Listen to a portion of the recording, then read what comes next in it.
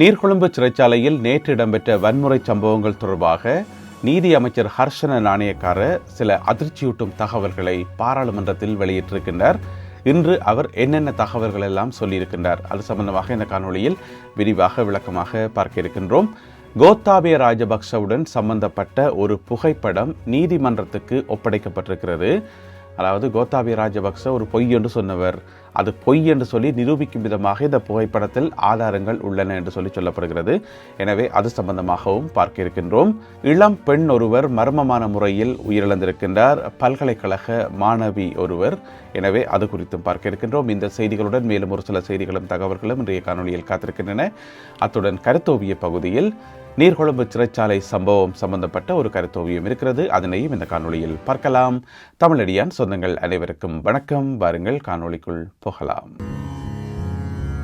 நீர்கொழும்பு சிறைச்சாலையில் நேற்று இடம்பெற்ற வன்முறை சம்பவங்கள் காரணமாக 26 பேர் கொல்லப்பட்டது உங்களுக்கு தெரியும். இப்போ காயமடைந்து மருத்துவமனையில் அனுமதிக்கப்பட்டிருந்த மற்றொரு கைதியும் உயிரிழந்திருக்கிறார்.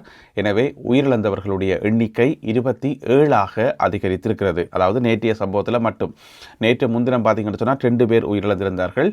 அப்போ அந்த ரெண்டும் இந்த 27 மொத்தம் 29 பேர் உயிரிழந்திருக்கிறார்கள் கடந்த 2 நாட்களில். இதுக்கிடையில் நேற்றைய சம்பவம் தொடர்பாக நீதி அமைச்சர் ஹர்ஷன நாணயக்கார அவர்கள் இன்றைக்கு பாராளுமன்றத்தில் சில முக்கியமான அதிர்ச்சியூட்டும் தகவல்களை வெளியிட்டிருக்கின்றார்.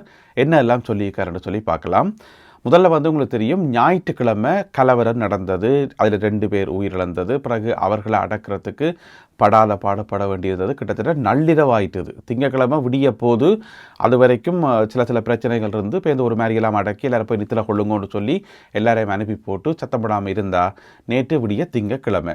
அப்போ திங்கக்கிழமை என்று சொன்னால் பொதுவாக பார்த்தீங்கன்னு சொன்னால் சிறைச்சாலை கைதிகள் நிறைய பேருக்கு வழக்குகள் இருக்கும், நீதிமன்ற வழக்குகள் இருக்கும். அப்போ கனவேரை சிறைச்சாலையிலிருந்து நீதிமன்றத்துக்கு கூட்டிக் கொண்டு போக வேண்டியிருக்கும். இது ஒவ்வொரு திங்கக்கிழமையும் பொதுவாக நடக்கிற ஒரு செயல்பாடு. அப்போ நேற்று காலமாக சிறைச்சாலை அதிகாரிகள் என்ன இருக்கிறோம், அவைக்கு தெரிந்தானே இன்றைக்கு யார் யாரை நீதிமன்றத்துக்கு கூட்டிக் கொண்டு போகணும் என்று சொல்லி. அப்போ பார்த்துச்சுன்னா ஓகே, அவ்வளோ பேரையும் கூட்டிக் கொண்டு போவோம், முதல்ல எல்லாருக்கும் சாப்பாடு கொடுப்போம் என்று சொல்லி வழக்கமான செயல்பாடு தான். எல்லாரையும் கூப்பிட்டு சாப்பாடு கொடுக்க ஆரம்பிக்கும் போது அப்போ 2 சிறை காவலர்கள் ஆயுதங்கள் இல்லாமல், சும்மா யூனிஃபார்ம்லாம் இருந்திருக்கிறோம், ஆனால் ஆயுதங்கள் இல்லாமல் போயிட்டு அந்த கைதிகளை கூட்டிக் கொண்டு போகிறது, சாப்பாடு கொடுக்குற அந்த நடவடிக்கையில் ஈடுபடையக்குள்ள டப்பண்டு இந்த கைதிகள் ஏற்கனவே பிளான் பண்ணி வச்சிருந்தது தானே. அதன்படி அந்த 2 சிறை காவலர்களையும் பிடிச்சி அவர்களை அடித்து கல்லால் தூக்கி அடித்து உடைச்சு அவர்கள் 2 பேரும் செத்துட்டார்கள். அப்போ அவர்களை போயிட்டு காப்பாற்றி வெளியில் எடுத்துக்கொண்டு வந்துடணும், அவர்களுக்கு எந்த விதமான ஆபத்து பெறக்கூடாதுன்றதுக்காக ஏனைய சிறை காவலர்கள் போயிட்டு இந்த கைதிகளை விலத்தி கைதிகளோட மோதுப்படைக்குள்ள அவர்களுடைய துப்பாக்கிகளை பறித்து 2 T-56 துப்பாக்கிகளை கைதிகள் பறித்தெடுத்ததாக சொல்லப்படுது. என்ன பிரச்சனை சொன்னால் கைதிகள் எக்கச்சக்கமான ஆக்கள் இருக்கும்போது சிறை காவலர்கள் அந்தளவு எண்ணிக்கையில் இல்லை தானே. அப்போ துவக்களை பறிக்கிறது சாதாரணம். அந்த துவக்களை பறித்து அதுக்கு பிறகு அவைக்கு தான் ஆப்ரேட் பண்ண தெரியுமே, பறித்து எல்லாரையும் மலமலன்னு சுட்டு தள்ளினது தான் இந்த சம்பவம் நடந்திருக்குது.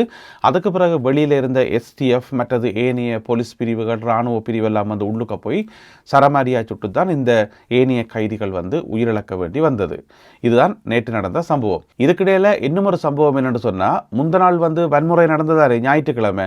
அந்த வன்முறையை பயன்படுத்தி கொண்டு எப்படியோ போதைப் பொருட்கள் எல்லாத்தையும் எடுத்து அதில் நிறைய கைதிகள் போதைப் பொருளை உட்கொண்டு நேற்று காலமாக சாப்பிடவே முடியாமல் இருந்தார்கள். அதனால தான் இந்த மோதல்கள் எல்லாமே தீவிரமாக இடம்பெற்று என்று சொல்லி இந்த மருத்துவமனையில் வைக்கப்பட்டிருக்கிற அந்த பொடி எல்லாத்தையும் ஃபோட்டோக்களில் பார்க்கக்கூடியதாக இருந்தது. ஃபோட்டோக்கள் வீடியோக்களில் அதை நம்ம உங்களுக்கு போட்டு காட்ட முடியலைன்னு சொன்னால் யூடியூப்பில் போட முடியாது அந்த வன்முறை காட்சிகளை.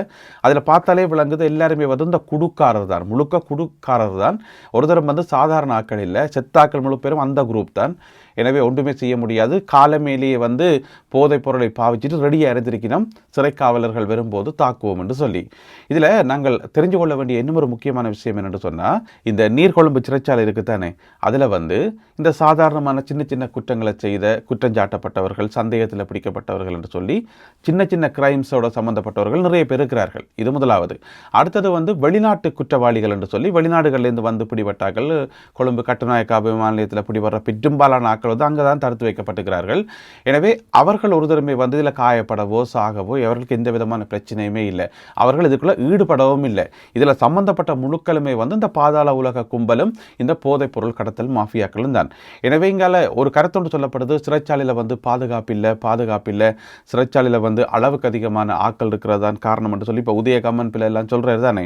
அது உண்மை என்று சொன்னால் அங்கே இருக்கக்கூடிய சகல கைதிகளுக்கு தானே பிரச்சனை வந்திருக்கணும். மற்ற கைதிகளுக்கு எந்த விதமான பிரச்சனையுமே இல்லையே.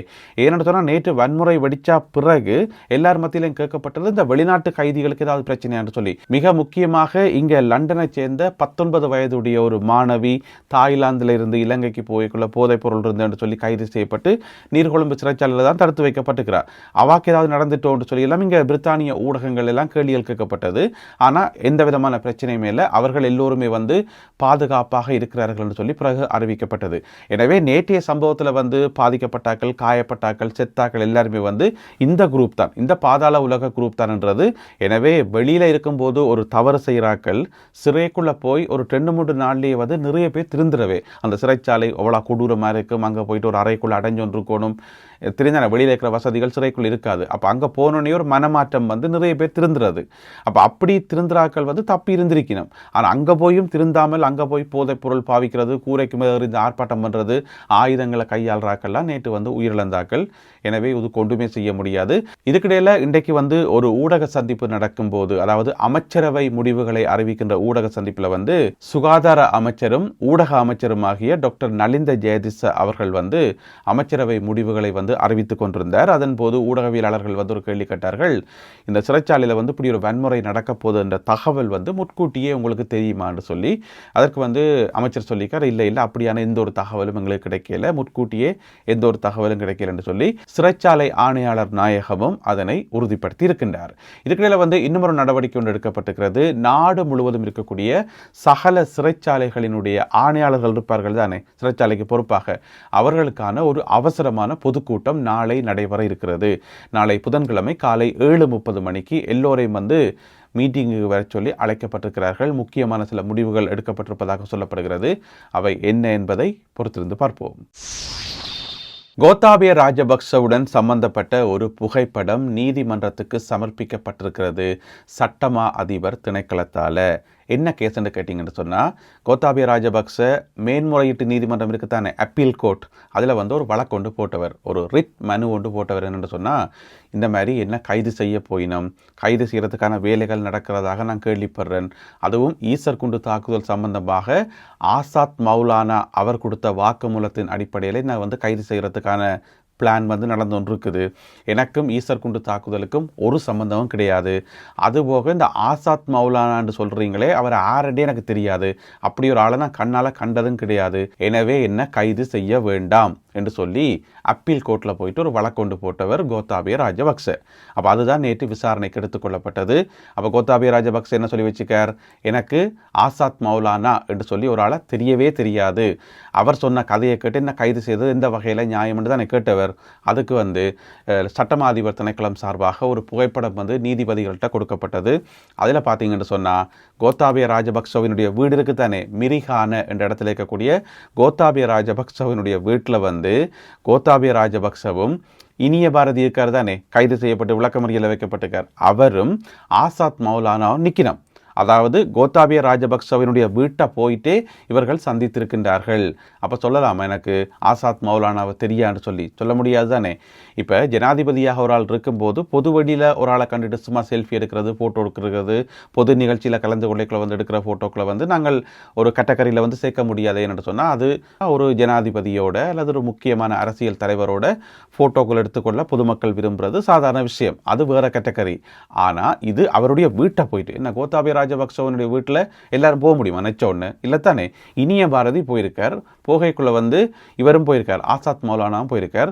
எனவே வீட்டில் வச்சு என்ன சந்திச்சு கழிச்ச நீங்கள் என்ன பிரச்சனைன்னு சொன்னால், கோத்தாபய ராஜபக்ச அதை மறுத்தாலுமே கூட அதுதான் ஆசாத் மௌலானா வந்து ஏற்கனவே வாக்குமூலம் கொடுத்துட்டாரு. ஷானி அபேசேகர குற்றப்புலனாய்வு பிரிவினுடைய பணிப்பாளர் ஷானி அபேசேகர தலைமையிலான ஒரு புலனாய்வு அணி வந்து பிரான்ஸுக்கு போயிட்டு ஆசாத் மௌலானாவை சந்தித்து எடுக்க வேண்டிய எல்லா வாக்குமூலங்களையும் எடுத்தாச்சு. ஒருவேளை அந்த போட்டோ ஃபோட்டோ வந்து அவர் தான் கொடுத்தாரோ தெரியலை, ஆசாத் மௌலானா தான் கொடுத்தாரோ தெரியலை. இங்கே பாருங்கள், நான் கோத்தாபய ராஜபக்சவோட போய் சந்திக்க எடுத்த படம் சொல்லி சில கொடுத்துருக்கலாம், எங்களுக்கு தெரியாது. எனவே எல்லா வாக்குமூலங்களும் ஏற்கனவே எடுத்தாச்சு, அதைத்தான் இப்போ ஃபோட்டோவாக கொடுக்கப்பட்டிருக்கிறது. அதுக்கு பிறகு கோத்தாபய ராஜபக்ச ஏதாவது கதைக்க முடியுமா? கதைக்க முடியாது. அதனால் இந்த வழக்கு இப்போ திரும்ப 9ஆம் தேதி திரும்பவும் விசாரணைக்கு எடுத்துக்கொள்ளப்பட இருக்கிறது. எனவே என்னை கைது செய்ய வேண்டாம் என்று சொல்லி கோத்தாபய ராஜபக்ச விடுத்த அந்த வேண்டுகோள் வந்து ஒரு அர்த்தமில்லாத வேண்டுகோளாக இப்பொழுது மாறி இருக்கிறது. நீதிமன்றம் என்ன முடிவை எடுக்கப் போகிறது என்பதை பொறுத்திருந்து பார்ப்போம்.